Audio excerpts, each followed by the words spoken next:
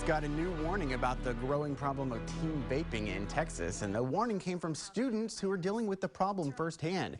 Federal agencies report more than 5 million middle and high schoolers used e-cigarettes last year, but Tuesday at the state capitol, those numbers came to life during a panel discussion streamed to PTA groups across the state. As Wes Rappaport shows us, teenagers had some important advice for parents.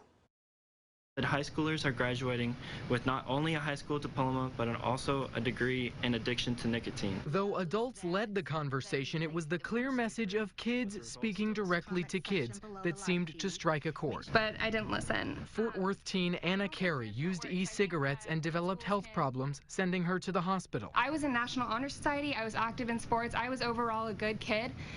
So no one would suspect me to be vaping, but I was. So don't count your kid out. It's that message of the harm vaping could cause that they're hoping to impart on other kids. The biggest reason I am in tobacco prevention is to see my friends and family not die from this terrible epidemic. Their message for parents: work with your kids, not against them, to find solutions. Being like, okay, this is how I'm going to help you. These are the solutions, not, okay, you did something wrong, just stop, because they can't just stop. As parents on the panel pushed for schools to adopt curriculum to teach about the hazards of vaping, and medical professionals urged a focus on mental health in addition to physical, students who attended walked away with some ways to work on the epidemic in their own communities. I heard a lot of really interesting things about the approach to handling teens dealing with nicotine addiction, to not punish them, but rather to seek help for them. And that's a program that I'm really interested in implementing at Round Rock. I'm Wes Rappaport for State of Texas. Health concerns over vaping have picked up a lot of attention here in Texas. This map highlights cases of people hospitalized because of vaping-related lung injuries. The states in green have the most cases, and you can see Texas is very green. The state has close to 250 lung injuries associated with vaping, according to the Texas Department of State Health Services. 68 Americans have died from vaping-related illnesses. 4 of those deaths were in Texas. The concerns have led to action from state leaders. Texas Attorney General Ken Paxton announced Tuesday that the state will help lead an investigation into vaping company Juul Labs. 38 other states are on board. The inquiry will cover claims about nicotine content, product safety, and whether the company targeted underage users. Juul Labs says it plans to cooperate.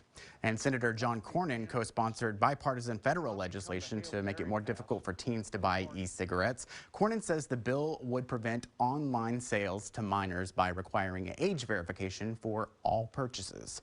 Texas lawmakers could take a new look at whether to reduce restrictions on carrying firearms in Texas. That was a focus of the Senate committee hearing Wednesday at the state capitol. The 8-hour hearing looked at the effect of previous changes to relax gun laws in Texas, like allowing open carry, campus carry, and lowering the fee for licenses to carry.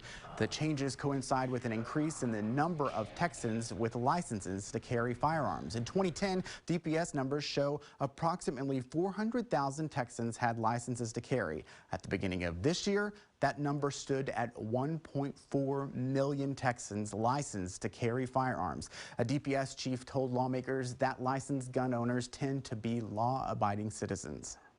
With the implementation of open carry, with the implementation of campus carry, the data does not indicate that there has been any increase in criminal activity over the course of the decade on the part of those that are licensees within the program. Several people at the hearing called on senators to approve constitutional carry. That would allow people to carry guns without a license. Gun rights supporters believe that's a right Texans should have under the Second Amendment to the U.S. Constitution. As a Texan, I'm calling on all of you to stand beside our God-given rights to bear arms. I'm not asking you to stand in front of it. I'm not asking you to stand behind it, but I'm asking you to stand shoulder to shoulder with us. Senators also heard from supporters of legislation to tighten gun laws in Texas. They're looking to see how the state implements gun safety education programs approved in the last legislative session. Thank you again for joining us for State of Texas. I'm Josh Hinkle. We'll be back next week to bring you an in-depth look at Texas politics.